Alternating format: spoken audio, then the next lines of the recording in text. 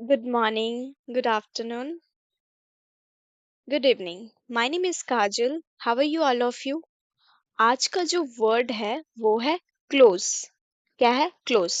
Close का मतलब क्या होता है? बंद करना। लेकिन आपको ये भी पता है कि यहाँ तो हमें नया पता चलेगा और उसका डिफरेंट डिफरेंट मीनिंग भी पता चलेगा। तो चलिए पढ़ते हैं। Close meanings in English and Hindi along with examples even images. ठीक है।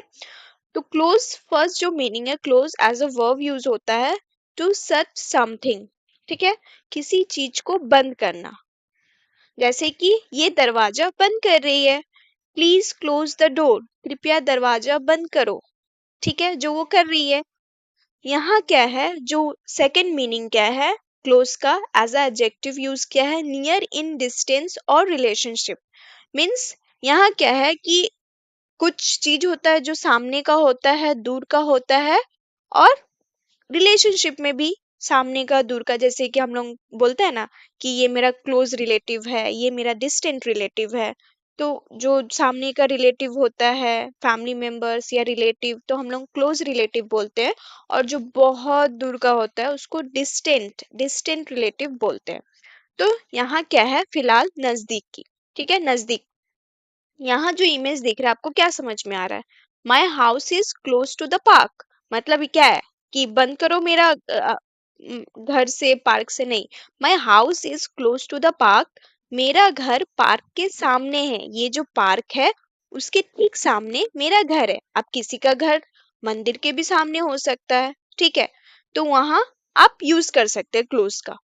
अब सेकंड क्या है कि इस इमेज को देख के क्या लग रहा है? They are close friends. ये क्या है कि वे लोग क्या है, क्लोज फ्रेंड्स है।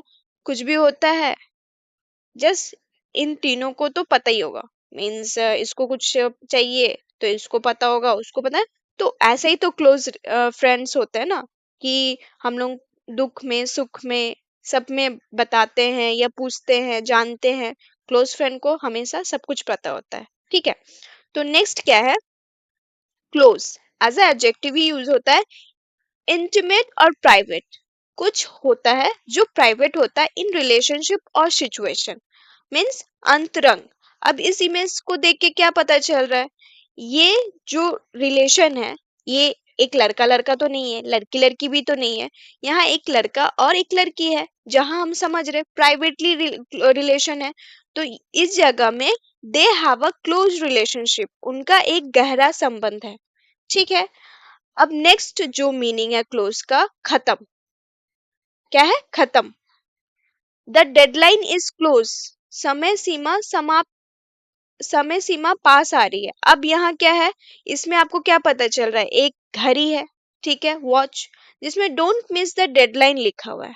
अब यहाँ डेडलाइन को मिस करना, डेडलाइन का क्या मतलब होता है कि एक तारीख, ठीक है, जहाँ हमें उस तारीख के पहले या उस तारीख तक कोई भी काम पूरा करना होता है, उसको डेडलाइन बोलते हैं। ठीक है। तो अब द डेडलाइन इज क्लोज, करना होता है, लेकिन अब वो डेडलाइन भी खत्म हो गया। ठीक है। तो कुछ नहीं कर सकते। अब नेक्स्ट जो मीनिंग है क्लोज का, टू फिनिश और कंक्लूड समथिंग, मीन्स समाप्ति। ठीक है। अब खत्म समाप्ति दोनों ही सेम है, लेकिन डिफरेंट डिफरेंट वे से भी बोलते हैं। The shop will close eight 9 PM।